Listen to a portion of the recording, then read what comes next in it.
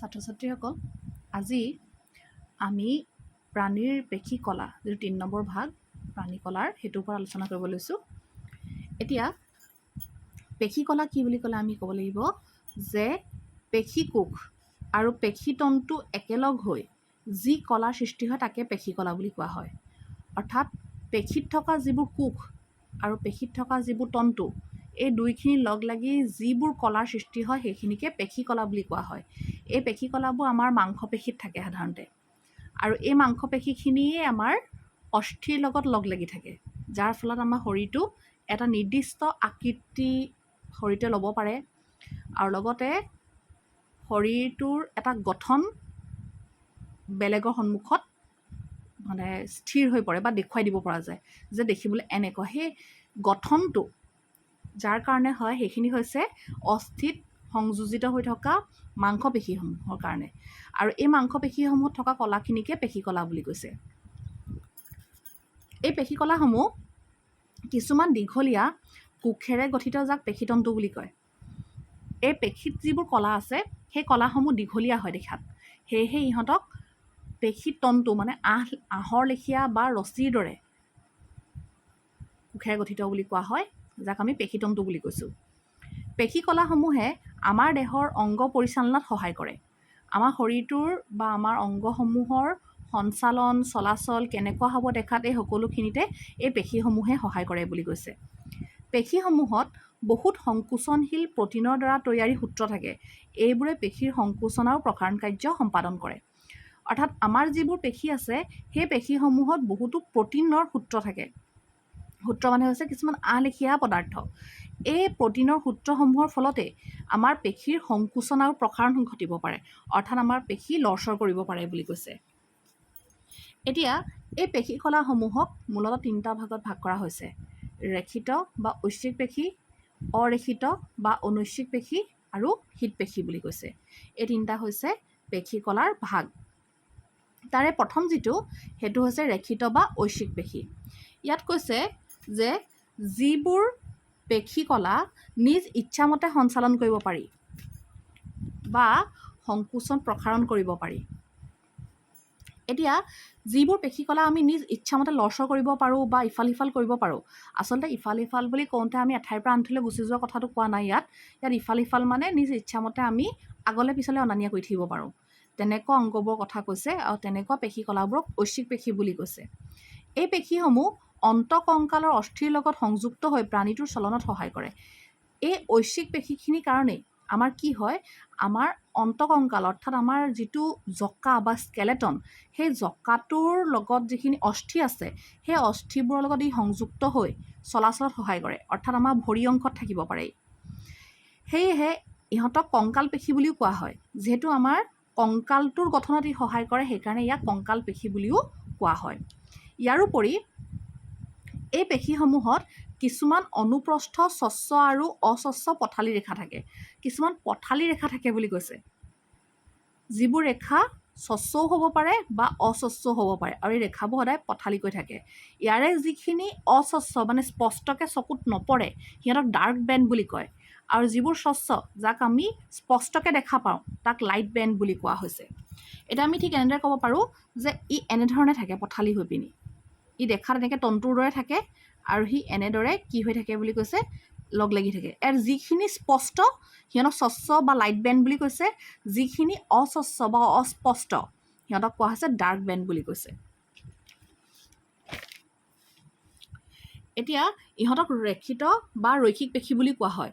যিহেতু ৰেখা অংকিত হৈ থাকে সেয়েহে ইহঁতক ৰেখিত বা ৰৈখিক পেশী বুলি কোৱা হৈছে। ইয়াৰ কোষবোৰ দীঘলীয়া হয়, চুঙাৰ দৰে হয় আৰু শাখাহীন হয় বুলি কৈছে, অৰ্থাৎ শাখা প্ৰশাখাহীন। ইয়াৰ কোষবোৰ বহু কোষ কেন্দ্ৰযুক্তও হয়, তাৰমানে ইহঁতৰ যিবোৰ কোষ সেই কোষবোৰৰ কোষ কেন্দ্ৰৰ সংখ্যা বহুত বেছি হয়। এই ৰেখিত পেশীসমূহত চাৰ্কলেমা নামৰ এখন আৱৰণ থাকে। এই যিবোৰ ৰেখিত পেশী বা যিবোৰ ঐচ্ছিক পেশী, এই পেশীসমূহত যিখন আৱৰণ থাকে সেই আৱৰণখনক চাৰ্কলেমা বুলি কৈছে। দ্বিতীয় ভাগটো হৈছে ইয়াৰ অৰেখিত বা অনৈচ্ছিক পেশী। যিবোৰ পেশী কলা আমি নিজ ইচ্ছামতে সঞ্চালন কৰিব নোৱাৰোঁ বা নিজ ইচ্ছামতে কাৰ্যত খটুৱাব নোৱাৰোঁ, তেনে পেশী কলাক অনৈচ্ছিক পেশী কলা বুলি কয়। আমাৰ শৰীৰত এনেকুৱা কিছুমান পেশীকলা আছে যিখিনি পেশীকলা আমাৰ ইচ্ছা অনুসৰি লৰচৰ নহয় বা আমি নিজ ইচ্ছামতে সিহঁতক সঞ্চালন কৰিব নোৱাৰোঁ। তেনেধৰণৰ পেশীকলাসমূহক অনৈচ্ছিক পেশী বুলি কয়। এইবোৰ সাধাৰণতে আমাৰ পাচন নলীত থাকে, যিয়ে খাদ্যৰ গতি, ৰক্তনলিকাৰ সংকোচন প্ৰসাৰণ আদি প্ৰাণীৰ অনৈচ্ছিক চলনত সহায় কৰে। অৰ্থাৎ আমি খোৱা খাদ্যটো ডাঙৰ হ'ব সৰু হ'ব সেইটোৰ ওপৰত নিৰ্ভৰ কৰি আমাৰ পাচন নলিকা যিডাল সেইডাল মানে বহল হয় বা ঠেক হয়, সেইটো আমাৰ ইচ্ছামতে নহয়, সেইটো সিহঁতৰ নিজৰ ইচ্ছামতেহে হয়। ঠিক একেদৰে ৰক্তনলিকাডাল কিমান কোচ খাব, কিমান মেল খাব, এইটো ৰক্তনলিকা নিজৰ ইচ্ছাৰ ওপৰতহে নিৰ্ভৰ কৰে, আমাৰ ওপৰত নহয়। সেয়েহে ইহঁতৰ চলনটোক অনৈচ্ছিক চলন বুলি কোৱা হৈছে। ইহঁতৰ কাৰ্য আমাৰ ইচ্ছা অনুযায়ী চলাবও পাৰোঁ বা চলাবও নোৱাৰোঁ আৰু বন্ধও কৰিব নোৱাৰোঁ। তাৰমানে অনৈচ্ছিক পেশী বা অৰেখিত পেশীৰ কামবোৰ আমি আমাৰ ইচ্ছা অনুযায়ী চলাব নোৱাৰোঁ। তাৰমানে এনেধৰণৰ নহয় যে মই এতিয়া খাদ্যটো খালোঁ, খাদ্যটো এতিয়াই গতি কৰিব। খাদ্যৰ উপৰিও আমাৰ লালতি, পানী, বিভিন্ন পদাৰ্থবোৰ সৰবৰাহ হয় পাচন নলীৰ যোগেদি। গতিকে মই কোন সময়ত বন্ধ কৰিব বিচাৰিছোঁ সেইটোৰ ওপৰত নিৰ্ভৰ কৰি ই সঞ্চালিত নহয় বুলি কৈছে। ইহঁতৰ কোষবিলাক দীঘল মাকুৰ দৰে হয়। ই দেখাত মাকুৰ দৰে বুলি কৈছে। ইহঁতৰ একোটা কোষত এটাই মাত্ৰ কোষ কেন্দ্ৰ পোৱা যায়। ৰেখিত কোষ মানে যিখিনি পেশী আছিলে তাত আমি পাইছিলোঁ কি যে একোটা কোষতে বহুত কোষ কেন্দ্ৰ থাকিব পাৰে, কিন্তু অৰেখিত পেশীৰ বেলিকা এটা কোষত এটাহে কোষ কেন্দ্ৰ থাকিব পাৰে বুলি কৈছে। এই পেশীসমূহত অনুপ্ৰস্থ ৰেখা নাথাকে বাবে ইহঁতক অৰেখিত পেশী বুলি কোৱা হয়। ঐচ্ছিক পেশীৰ বেলিকা কিছুমান ৰেখা থাকে, অনুপ্ৰস্থ বা পথালিকা কিছুমান ৰেখা থাকে কাৰণে তাক ৰেখিত পেশী বুলি কৈছিলে। ইয়াত যিহেতু তেনেধৰণৰ কোনো অনুপ্ৰস্থ ৰেখা নাথাকে, সেয়েহে ইহঁতক অৰেখিত পেশী বুলি কৈছে।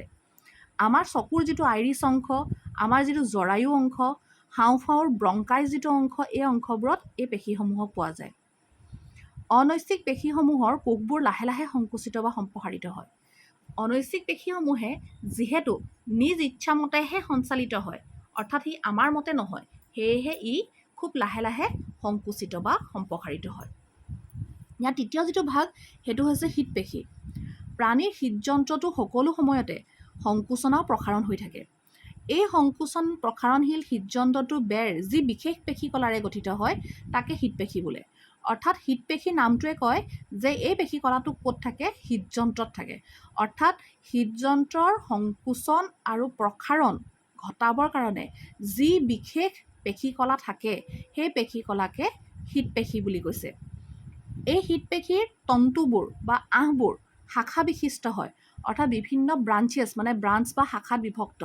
ই দেখাত চুঙা আকৃতিৰ, চুঙাৰ দৰে হয় আৰু ইহঁতৰ কোষ কেন্দ্ৰও এটাই হয় বুলি কৈছে। ইও এক প্ৰকাৰৰ অনৈচ্ছিক পেশী, অৰ্থাৎ আমাৰ ইচ্ছামতে ই সঞ্চালিত বা সম্প্ৰসাৰিত নহয়। অৰ্থাৎ হৃদযন্ত্ৰই আমাৰ ইচ্ছামতে সংকোচন প্ৰসাৰণ কেতিয়াও নঘটায়। সেয়েহে তাত থকা পেশীসমূহেও নিজ ইচ্ছামতে অৰ্থাৎ আমাৰ ইচ্ছামতে কাম নকৰে, সেয়েহে ই অনৈচ্ছিক পেশী।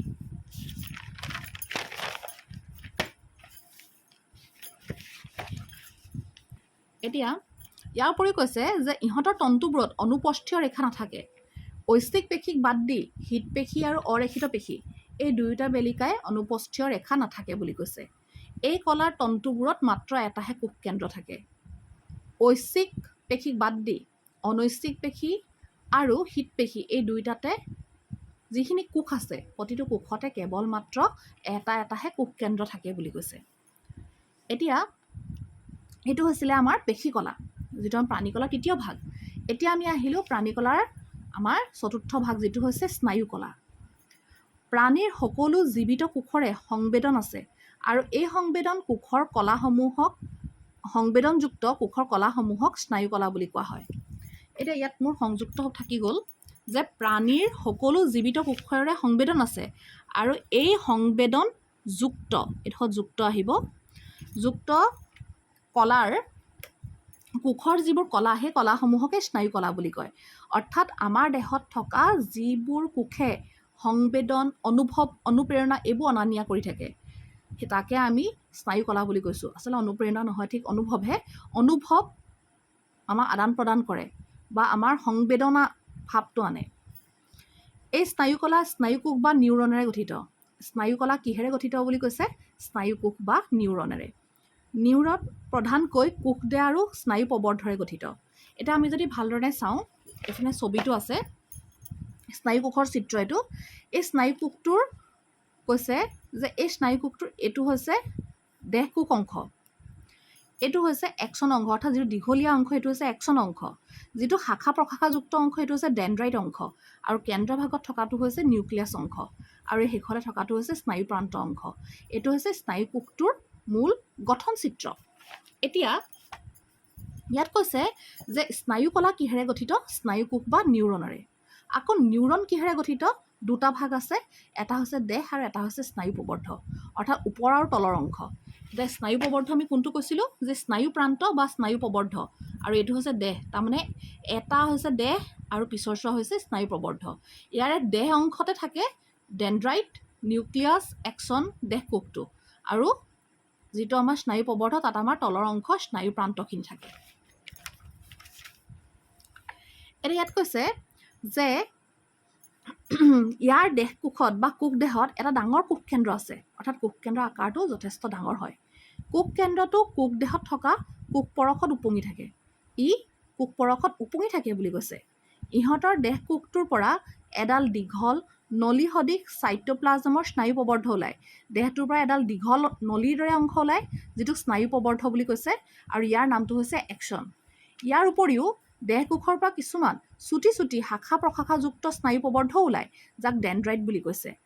নিউৰনত থকা একচন, ডেনড্ৰাইট আদি যিবোৰ স্নায়ু প্ৰবৰ্ধ আছে, সেইবোৰ সংযোজক কলাৰ দ্বাৰা আবৃত এডাল স্নায়ুৰে গঠিত হয় বুলি কৈছে।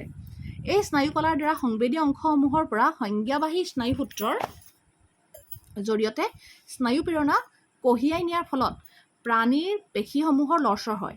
ডেনড্ৰাইটসমূহে প্ৰাণীদেহৰ বাহ্যিক উত্তেজনা কোষটোৰ ভিতৰলৈ বহন কৰি আনে। আকৌ একচনে কোষৰ পৰা উত্তেজনা প্ৰাণীদেহৰ বাহিৰলৈ বহন কৰি নিয়ে। অৰ্থাৎ এই ডেনড্ৰাইটবোৰে কি কৰে? বাহিৰৰ পৰা যিখিনি আহিব সেইখিনি গ্ৰহণ কৰে, গ্ৰহণ কৰি ইয়ালৈ পঠিয়ায়। ই তাক যিখিনি কৰিব লাগে তাৰ কামখিনি কৰে, কৰি হোৱাৰ পাছত এই একচনডালেদি গৈ স্নায়ু প্ৰান্তেদি সি আকৌ পুনৰ বাহিৰলৈ ওলাই যায়। অৰ্থাৎ ডেনড্ৰাইটে বাহিৰৰ পৰা ভিতৰলৈ সংগ্ৰহ কৰে, আৰু একচনে ভিতৰত যিখিনি তাৰ সাল সলনি ঘটিল তাৰ পৰা তাক বাহিৰলৈ প্ৰেৰণ কৰে। এইটোৱে হৈছে আমাৰ স্নায়ু কোষৰ গঠন, আৰু এই স্নায়ু কোষত যিবোৰ স্নায়ু কোষৰ থোপ সেইখিনিকে আমি স্নায়ু কলা বুলি কৈছোঁ। এইখিনি হৈছে আমাৰ প্ৰাণী কলাৰ শেষৰ দুটা ভাগ, পেশী কলা আৰু স্নায়ু কলাৰ ওপৰত মূল আমি আলোচনা কৰিবলগীয়া বিষয়খিনি।